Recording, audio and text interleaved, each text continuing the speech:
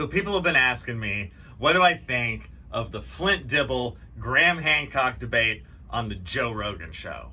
Well, I, for one, was shocked and appalled that Flint Dibble did not use any academic jargon. Not once did I hear ontology or hermeneutics. And on top of that, he decided to talk to the general public. How dirty! I, for one, said an angry note to the local archaeological society. I mean, wouldn't you? Which is to say, Flint nailed it. Oh, good for him.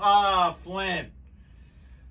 So, as I listened to this, and I listened to the whole 4.5 hours, right? I kind of watched some on YouTube, then I was driving somewhere, so I listened to it, on like Apple Podcasts or whatever, but I got through the whole thing, and I really thought that he did just such a great job of just talking factually and just kind of staying in it.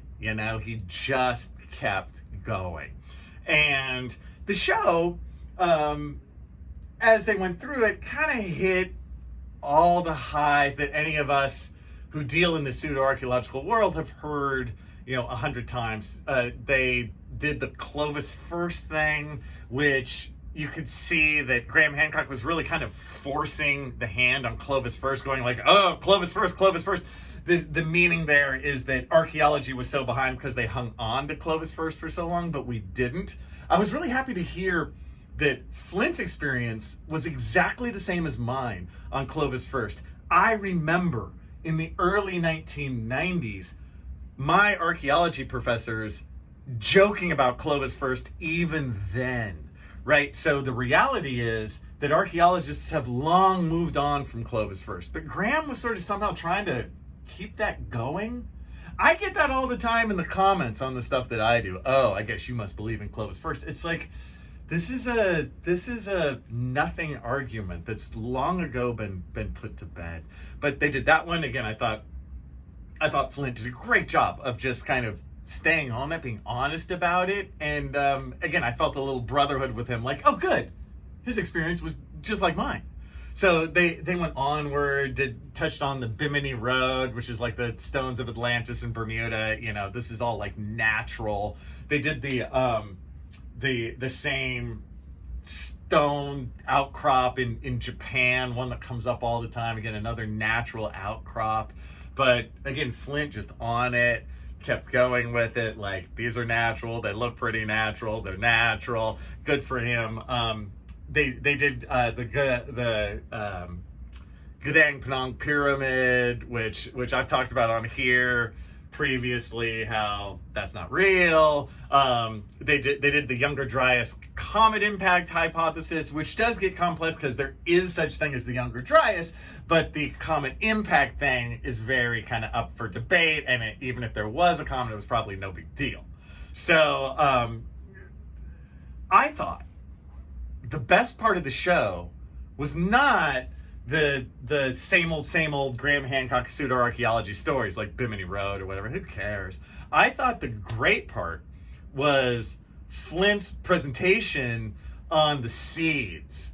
Oh, so good. I do have to be honest.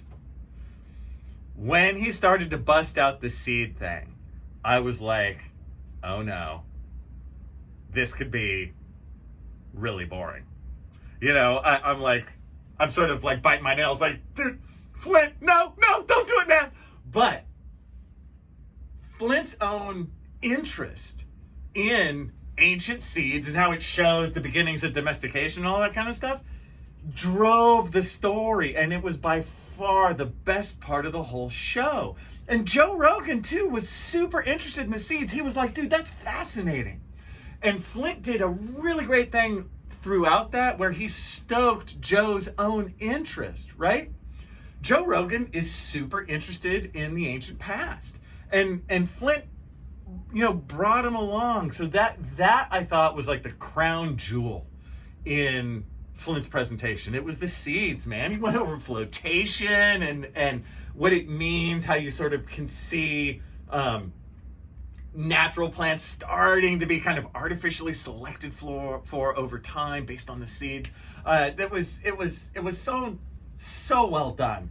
And then the podcast really was about, at the end, Flint did a little sales pitch for other YouTube channels and for podcasts that also deal with real archaeology, and I have to send out a huge thanks to him.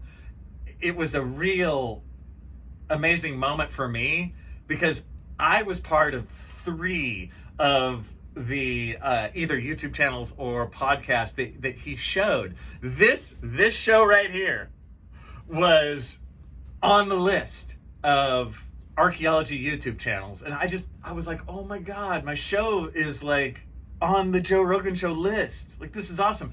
And then in the podcast world, the Pseudoarchaeology Podcast was on there too, as well as the CRM podcast, which I'm a part of as well. So that was a really nice little gift to those of us who do this kind of day in and day out.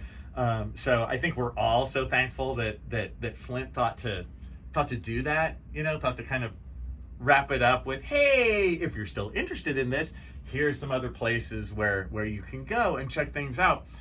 At the end of this, again, I think I have 2 things to say. First, and you've already heard it, is just that I'm so impressed and happy that Flint did that. I thought it was just a smashing success. I thought it went as well as it possibly could have, and just good for him.